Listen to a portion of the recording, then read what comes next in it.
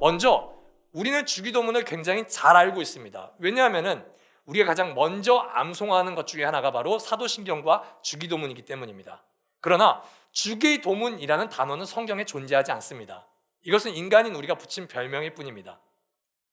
주기도문이 어떻게 생겼을까요? 우리는 신약 성경을 처음 읽을 때 마태복음부터 보통 읽기 때문에 주기도문이 마태복음에서 등장하는 거라고 생각합니다. 그러나 그렇지 않습니다.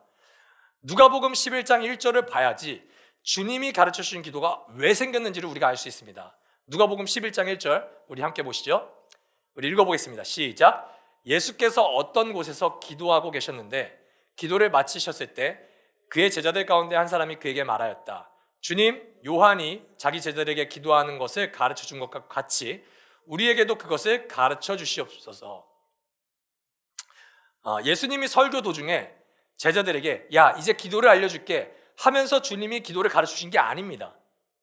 예수님이 기도를 하고 나오시는데 제자들이 예수님, 기도를 알려주세요. 우리의 기도를 좀 알려주세요. 이렇게 간청을 합니다. 여기에는 이유가 있습니다. 여러분, 유대인들이 기도를 모르는 사람들이 아닙니다. 유대인들에게는 카디시라는 짧은 형태의 기도문이 원래 있습니다.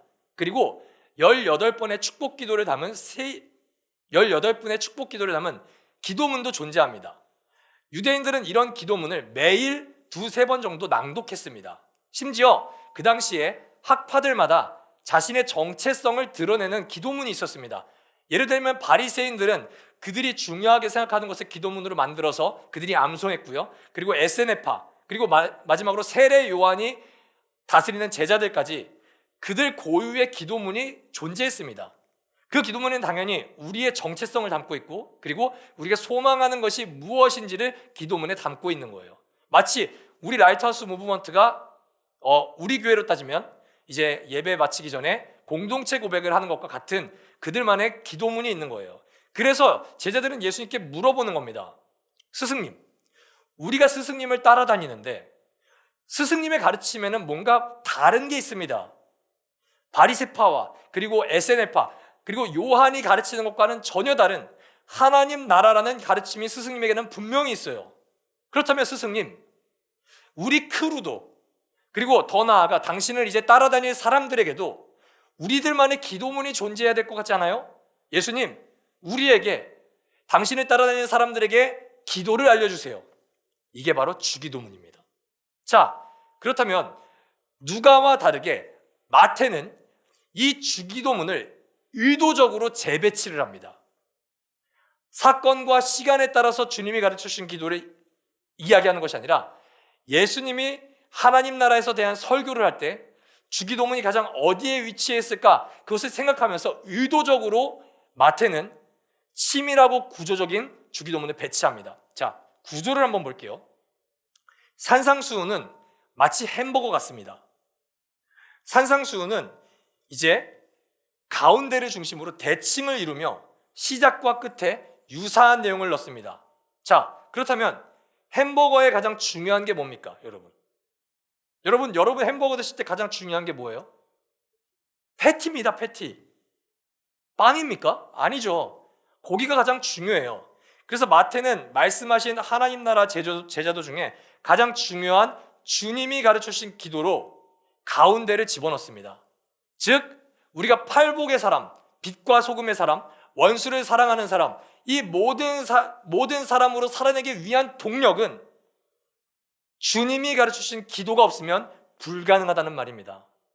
자, 이렇게 질문할 수 있습니다. 목사님, 기도가 뭐 별건가요? 아무거나 기도하면 되지 않나요? 그냥 우리가 바라는 거 하나님께 얘기하면 되는 거 아닙니까? 네, 맞습니다. 네이버에 기도를 검색하면 위키백과가 이렇게 정의합니다. 기도는 신 또는 신격화된 대상과 의사소통을 시도하려는 행위 또는 신에게 무엇인가를 간청하는 행위를 말한다. 여러분, 우리는 기도를 이 문장으로 정의하니까 마치 다른 종교와 같이 램프의 요정에게 소원을 말하듯이 말합니다. 그래서 예수님께서는 기도를 가르쳐 주시기 전에 우리가 지향해야 될, 우리가 해서는 안 될, 안 했으면 좋겠는 기도를 미리 말씀해 주십니다. 우리 6절에서 7절 함께 읽고 잘못된 기도의 예를 여러분과 함께 나누겠습니다. 제가 읽겠습니다. 너는 기도할 때에 골방에 들어가 문을 닫고서 숨어서 계시는 내 아버지께 기도하여라. 그리하면 숨어서 보시는 너의 아버지께서 너에게 갚아주실 것이다. 너희는 기도할 때 이방 사람들처럼 빈말을 되풀이하지 말아라. 그들은 말을 많이 하여야만 들어주시는 줄로 생각한다. 지난주에 설교를 통해 우리는 골방에 들어가 문을 닫는다는 말이 무슨 의미인지 잠깐 나눴습니다. 사람들을 의식하지 말고 하나님께 집중하는 우리의 태도라고 제가 말씀을 드렸죠. 그렇다면 오늘 빈 말을 되풀이하지 말아라. 개역개정에는 이렇게 써 있습니다. 중언부언하지 마라. 이 뜻이 무슨 말인지를 여러분과 함께 좀 나누겠습니다. 자, 중언부언하면 안 된다. 이것을 헬라어로 바톨로게오라고 말합니다. 이게 좀 무슨 말인지 여러분들이 이해하기 쉽게 표현하자면, 영어로 말하자면 이겁니다. 블라블라. 한국말로 말하자면 영혼이 없이 중얼중얼 기도하는 겁니다. 즉 이런 겁니다.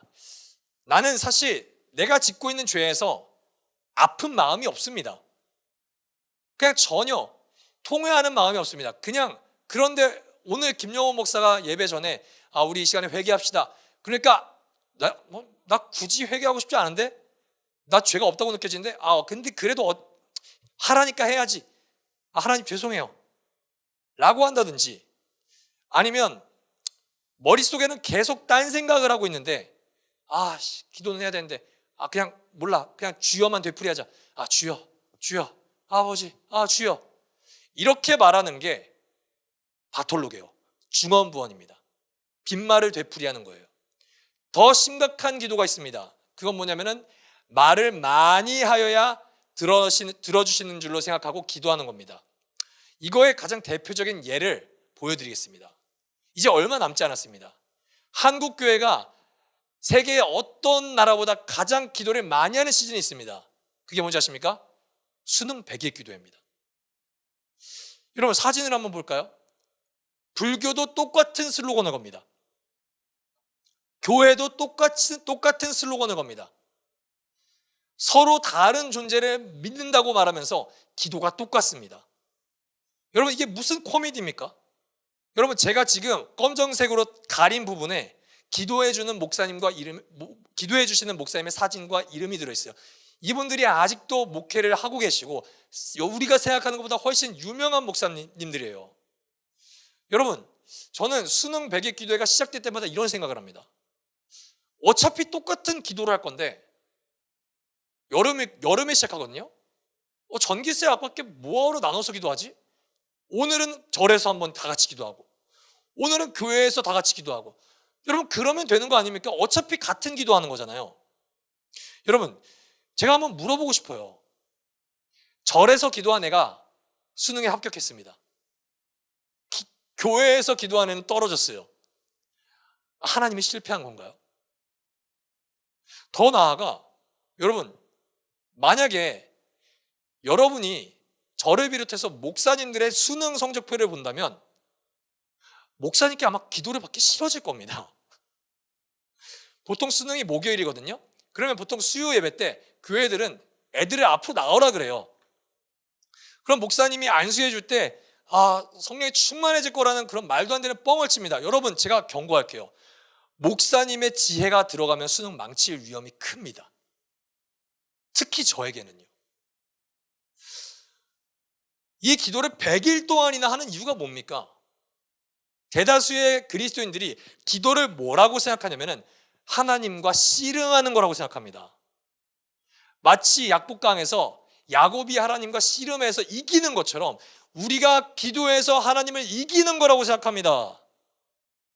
여러분 이건 기도병입니다. 기도를 잘못된 공식으로 세우면 이런 공식입니다. 기도는 나의 요구를 하나님께 말씀드리는 것, 그리고 기도 응답은 내가 원하는 것을 하나님께 얻어내는 것. 대부분 사람들은 이거를 기도의 공식으로 생각한다고요. 그래서 하나님이 내 요구를 들어주시려면 나는 당연히 노력과 정성을 쌓아야 합니다. 마치 우리나라의 지성이면 감천이다. 이거를 기도의 공식이라고 생각합니다. 그렇기 때문에 하나님이 내게 응답해 주시려면 나는 불굴의 의지를 불태워야 합니다. 언제까지요? 응답 받을 때까지요. 아, 왜 이러지? 왜 내게 응답해 주시지 않지? 목소리가 작아서 그런가? 그런 목소리를 키웁니다. 아, 목소리를 키웠는데도 안 들어주실 것 같네? 그러면 금식을 합니다. 아, 금식까지 했는데 왜 안 되지? 그러면 헌금을 합니다. 그리고 목사한테 안수 받으려고 합니다. 그래도 안 될 것 같으면 남들은 100일 동안 수능을 위해서 기도할 때 나는 저녁에도 나와서 수능을 위해서 기도합니다. 여러분, 그렇게 해야 하나님이 여러분의 기도를 들어주실 것 같다면 여러분은 지금 기도를 잘못하고 계시는 겁니다. 이거는 하나님께 기도하는 게 아닙니다. 정확하게 말해서 이거는 하나님을 통제하고 싶은 행동입니다. 무슨 행동이요? 통제하고 싶은 행동이요.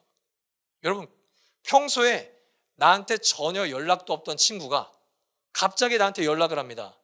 밥을 사줍니다. 계속 안부를 묻고 친절하게 대해줍니다.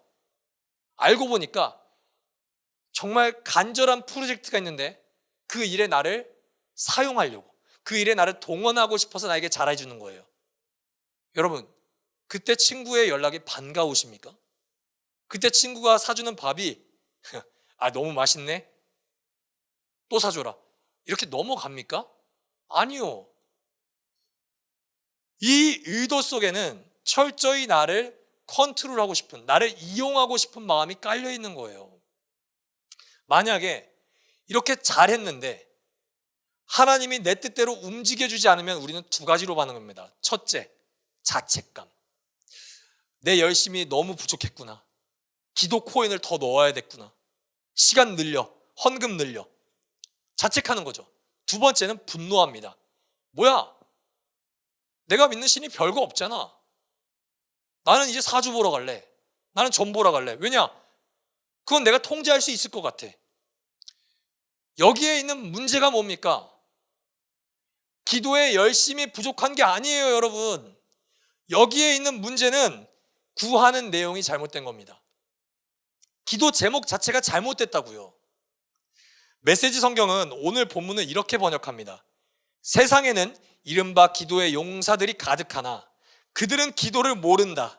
그들은 공식과 프로그램과 비결을 잔뜩 가지고서 너희가 바라는 것을 하나님에게서 얻어내는 방법들을 퍼뜨리고 있다. 그 허튼 소리에 속지 마라. 여러분, 기억하십시오. 기도는 하나님께 우리가 원하는 것을 얻어내는 방법이 아닙니다. 주여 기도를 가르쳐 주셔서라는 책에서 스탠리 하우어스는 기도를 이렇게 정의합니다. 기도는 우리 삶을 하나님 쪽으로 전향시키는 일이다. 주 기도는 우리가 원하는 것을 얻기 위한 기도가 아니라 우리의 원함을 하나님이 원하시는 방향으로 전향시키기 위한 기도다. 할렐루야. 하나님을 통제하려는 우리의 기도는 우리의 영혼을 병들게 합니다. 또한 하나님께 해주세요, 주시옵소서만 늘 외치는 기도는 우리 영혼을 좀먹습니다. 여러분, 보통 뭐를 달라고 합니까? 여러분, 혹시 그 달라고 하는 원함 속에서 하나님, 나에게 인내하는 마음을 주소서, 하나님 나에게 용서하는 마음을 주소서, 하나님 내가 견딜 수 있는 그런 인내를 나에게 허락하소서, 이렇게 기도하는 사람 거의 아무도 없을 겁니다. 대부분 뭐 달라고 기도합니까? 돈 달라고 기도합니다. 소원 이뤄달라고 기도합니다. 철저히 현세 기복적인 기도만 하나님께 냅다 쏟아넣습니다. 우리는 마치 하나님을 뭐를 대하듯이 대하냐면 산타클로스 대하듯이 대합니다. 제가 질문 하나 해볼까요? 여러분, 어린이들이 산타를 좋아한다고 생각하세요? 애들 산타 좋아하는 거 아닙니다. 착각하지 마세요. 애들은 산타가 준비한 선물을 좋아합니다. 제가 예를 들어 드릴까요? 산타가 선물이 없어요.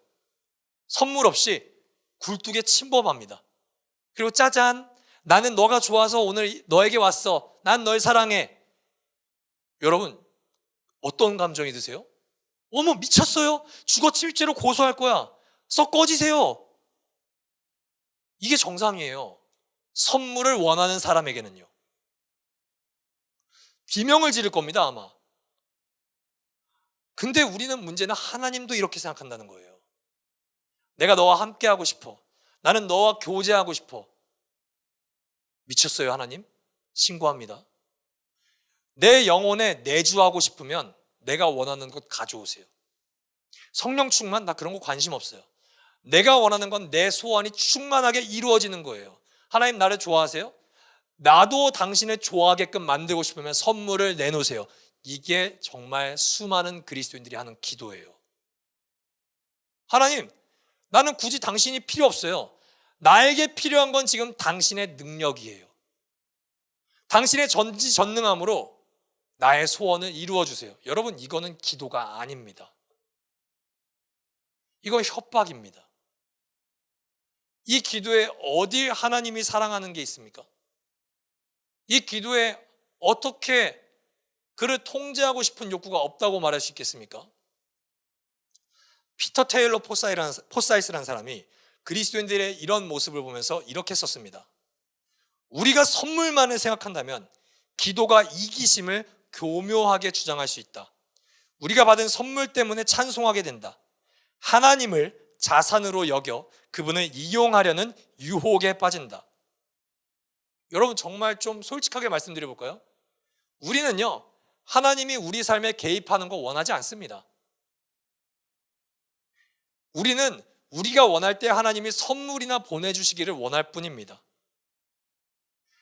이런 말이 있죠. 사람은 책을 만들고 책은 사람을 만든다. 유명한 말이죠.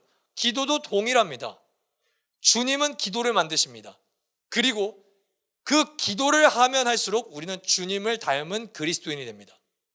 문제는 주님이 가르쳐 주신 기도를 전혀 하지 않고 우리의 소원을 쏟아내는 기도만 하니까 우리는 하면 할수록 그리스도인이 아닙니다. 괴물이 되어갑니다. 잘못된 내용을 가지고 기도를 하면 할수록 우리에게서 결코 우리는 하나님 나라를 누릴 수가 없습니다. 우리의 모습은 제자가 아니라 새 속에 쩌든 사람으로 변화되기 십상입니다. 그렇다면 우리는 어떻게 기도해야 될까요? 두 가지를 여러분들께 말씀드리겠습니다. 첫 번째, 기도의 구조를 바꾸십시오. 기도의 구조를 바꾸셔야 됩니다. 하나님을 통제하려는 기도가 아닙니다. 하나님과 교제하는 기도를 해야 됩니다. 내가 이거 했으니까 이거 해주세요. 이 기도가 아니라 하나님, 나는 당신을 사랑합니다. 하나님, 나는 당신을 경배합니다. 하나님, 나는 당신 때문에 감사합니다. 당신 때문에 나는 너무나도 기뻐요. 이런 교제를 하나님께 아뢰는 기도를 해야 됩니다. 하나님이 누구신지, 그리고 그분이 우리 삶에 얼마나 중요한 존재인지 안다면 우리는 기도 가운데 하나님, 당신은 내게 전부입니다.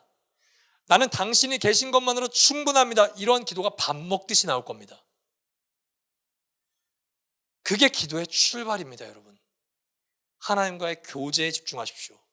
두 번째, 기도의 주어를 바꾸십시오. 우리의 기도는 철저히 나만 가득합니다. 하나님, 내가 이게 부족합니다. 하나님, 나는 이게 갖고 싶습니다. 이걸 해주세요. 그래야지 내가 행복할 것 같습니다. 여러분, 앞으로 이제 본격적으로 살펴보겠지만 예수님이 가르치신 기도에는 주어가 나인 기도가 단 하나도 등장하지 않습니다. 예수님이 가르치신 기도에는 주어가 하나님입니다. 하나님을 경배하고 사랑하는 기도가 가장 먼저 세 가지가 등장합니다. 두 번째 기도는 내 기도가 아닙니다. 우리 기도입니다. 우리라는 주어로, 우리라는 이름으로 우리는 이웃을 사랑하는 기도를 해야 할 수 있어야 됩니다. 우리의 기도에는 하나님이 빠져 있죠. 그리고 여러분의 기도를 되돌아보십시오. 아마 이웃도 빠져 있을 확률이 큽니다. 거기에는 오직 나만 존재합니다. 나만 존재하는 기도는 예수님이 가르치신 기도가 아닙니다. 여러분, 복을 달라는 기도하는 거에만 익숙해져서 우리는 하나님을 찬양하는 기도가 어색합니다. 이웃을 위하여 우리의 필요를 공급하겠다는 기도가 어색합니다. 여러분, 오늘부터 기도를 하실 때 의도적으로 주기도문의 문장을 읽으면서 기도해 보십시오. 당신의 이름이 거룩히 여김 받기를 원합니다. 하나님, 당신의 이름은 내게 가장 소중한 이름입니다. 하나님, 당신의 나라가 오기를 원합니다. 나의 왕국이, 나의 유토피아가 건설되는 것이 아니라 하나님의 나라, 하나님의 통치가 나의 삶의 모든 영역에 이루어지길 원합니다. 하나님, 내 뜻과 내 소원이 이루어지는 것이 아니라 나는 하나님께서 하늘에서 이루신 것처럼 이 땅에서도 나의 삶 가운데도 당신의 뜻이 이루어지길 원합니다. 우리에게 일용할 양식을 주소서. 우리가 우리에게 죄를 지은 자를 사하여 준 것 같이 우리의 죄를 용서하여 주시옵소서. 우리 모두가 시험에 빠지지 않고 유혹에 빠지지 않고 악에서 구원하여 주시옵소서. 여러분, 여기에 어디 내가 있습니까? 하나님 아니면 우리입니다. 이 기도문을 하나씩 하나씩 읽어가면서 여러분의 주어를 바꿔보시기 바랍니다. 우리의 기도의 주어가 바뀌면 바뀔수록 우리는 하나님과 풍성한 교제를 나눌 것입니다. 그리고 그 교제는 철저하게 나만 생각했던 이기적인 신앙에서 타인과 함께 하나님의 사랑을 공유하는 그러한 풍성한 하나님의 나라를 누리게 하실 겁니다. 그때 여러분들이 저에게 이런 질문을 하실 수가 있습니다. 목사님, 그러면 저의 삶은요? 내 삶은 어떻게 합니까? 지금 내 삶이 불안해서 미칠 지경입니다. 내 삶을 하나님께 의뢰하면 안 되는 겁니까? 아니요, 아니요. 여러분들의 기도 제목을 하나님께 아뢰셔도 상관없습니다. 그런데 여러분 기억하십시오. 우리가 하나님을 사랑하는 기도와 그리고 이웃을 위한 그런 중보 기도를 많이 하면 할수록 절대로 우리의 삶이 하나님께서 돌보시지 않는 게 아닙니다. 우리가 하나님을 위한 기도와 이웃을 위한 기도만 할지라도 괜찮은 이유를 여러분들께 설명드리겠습니다. 8절 한번 읽어보겠습니다. 8절 시작. 그러므로 그들을 본받지 말아라. 하나님 너희 아버지께서는 너희가 구하기 전에 너희에게 필요한 것이 무엇인지를 알고 있다. 여러분, 이 구절에서 우리는 생각보다 이상함을 못 느낍니다. 그런데요, 이거를 듣는 당시 유대인들은 예수 그리스도의 이 말씀을 듣고 엄청난 충격을 받았을 겁니다. 하나님을 아버지라고 부른다고? 만왕의 왕이시고 세상을 창조하신 하나님을 그깟 인간인 너가 아버지라고 부른다고? 여러분, 유대인들은 하나님을 아버지라고 부를 수가 없습니다. 심지어 유대인들은 하나님을 하나님 야훼라고 부를 수도 없습니다. 요한복음에서 예수님이 내 아버지께서 일하고 계시니 나도 일한다라고 말씀하실 때 유대인들의 반응을 한번 볼까요? 유대 사람들은 이 말씀 때문에 더욱더 예수를 죽이려고 하였다. 그것은 예수께서 안식일을 범하셨을 뿐 아니라 하나님을 자기 아버지라고 불러서 자기를 하나님과 동등한 위치에 놓으셨기 때문이다. 유대인들은 이것 때문에 분노합니다. 정말 예수를 죽이려고 모의를 하기 시작합니다.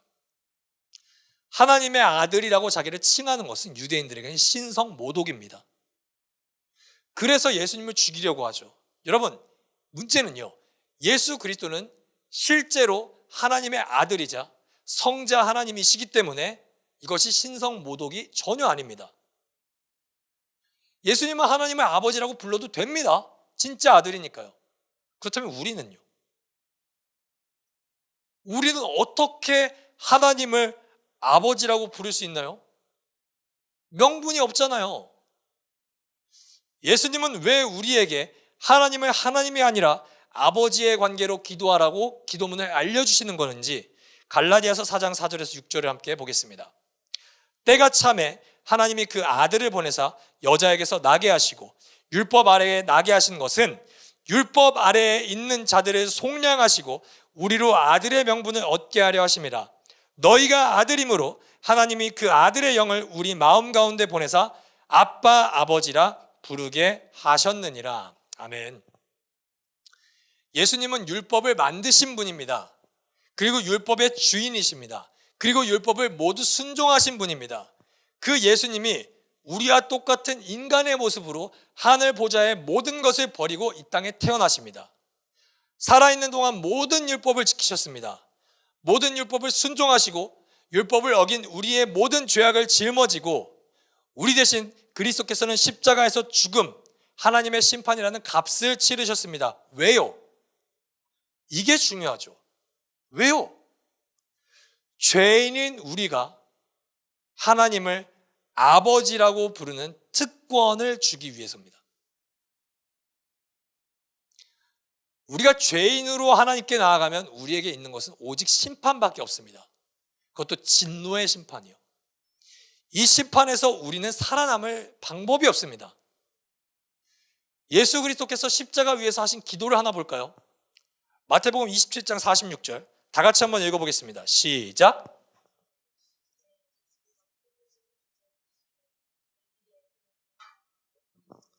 이는 곧 나의 하나님 어찌하여 나를 버리셨나이까. 이거 우리가 모두 다 아는 구절입니다. 그런데 여러분 혹시 이 사실 아십니까? 사복음서에서 예수님이 하나님을 아버지라고 부르지 않고 하나님이라고 부른 구절은 이게 유일합니다. 아버지 하나님이라고 부르지 않은 이유가 있습니다. 우리가 하나님을 아버지라고 부르게 하려면 예수님은 진짜 아버지로부터 버림받으셔야 됩니다. 아버지에게 심판당하셔야 됩니다. 그때는 아버지와 자녀가 아니라 하나님과 죄인의 관계로 나아가야 됩니다. 죄가 없으시죠. 그러나 우리의 모든 죄를 떠안고 계시기 때문에 하나님은 예수를 자녀로서 대하지 않습니다. 진노의 심판을 받을 죄인으로 대하십니다. 여러분, 우리가 아버지 하나님이라고 부르는 성부 하나님은요, 아버지라는 단어로서는 절대 해서는 안 될 짓을 아들에게 하고 있는 겁니다. 바로 아들을 버리는 거죠. 아들을 유기하는 겁니다. 아들을 심판하는 겁니다. 우리를 입양하기 위해서요. 죄뿐인 우리를 입양하기 위해서 죄 없으신 독생자 친아들인 예수 그리스도가 우리의 모든 죄값을 다 치르셨습니다. 이제 그를 믿는 우리는 누가 뭐라고 해도 하나님의 자녀입니다. 할렐루야. 여러분들이 기도를 해도 안 해도 하나님의 자녀입니다.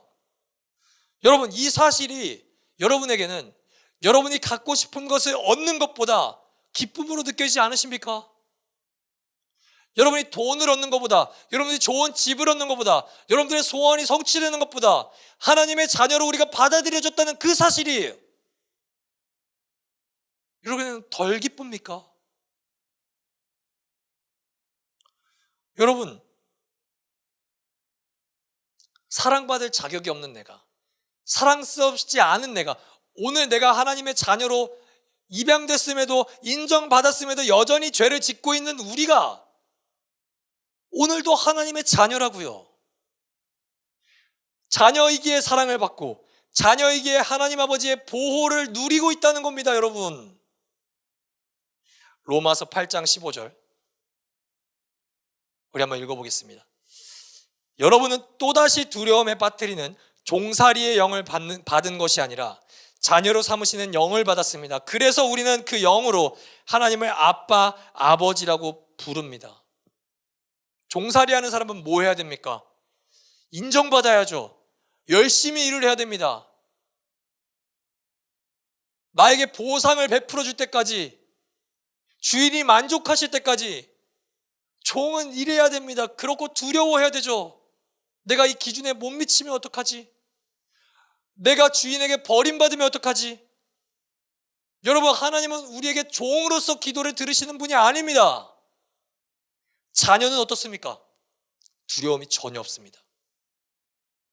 자녀는 아버지께 당당하게 요구합니다. 아버지, 나 이게 필요해요.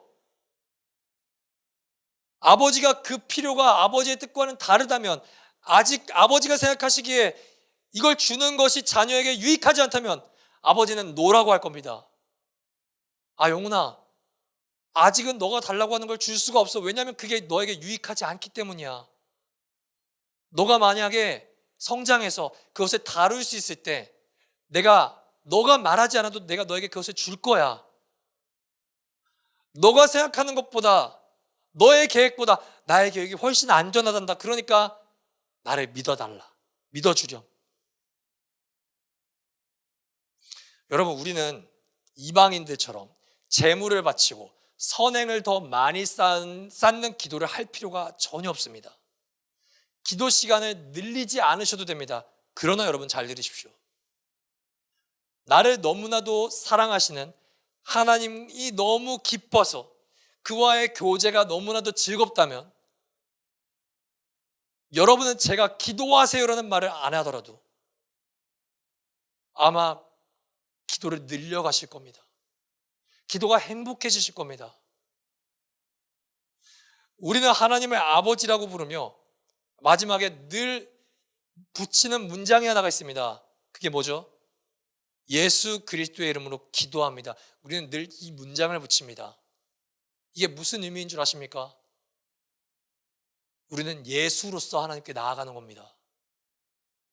우리는 자격이 없습니다. 그러나 우리는 지금 예수 그리스도의 자격으로 하나님께 요청을 드리는 겁니다. 그렇기 때문에 하나님 아버지께서는 우리의 모든 기도에 응답하실 수밖에 없습니다. 자녀의 부르짖음이니까요. 자녀의 요청이니까요. 우리는 오늘도 모든 기도를 우리의 이름으로 기도하지 않습니다.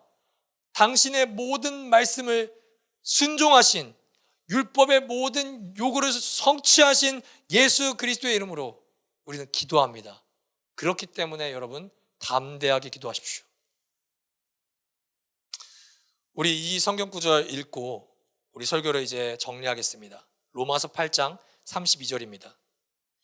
자기 아들을 아끼지 아니하시고 우리 모든 사람을 위하여 내주신 이가 어찌 그 아들과 함께 모든 것을 우리에게 주시지 아니하겠느냐. 할렐루야. 사랑하는 여러분, 하나님은 우리를 너무 사랑하십니다. 그냥 하나님이 우리에게 이런 관계만 허락해줘도 우리는 감지덕집니다. 무슨 관계냐? 나는 하나님이고 너희는 내 백성이야. 이것만으로도 우리는 사실 내가 하나님의 백성이라고? 하나님, 내가 일 열심히 할게요. 내가 열심히 전도할게요. 내가 열심히 헌금할게요. 내가 열심히 선교할게요. 그것만으로도 우리는 사실 감지덕지라니까요.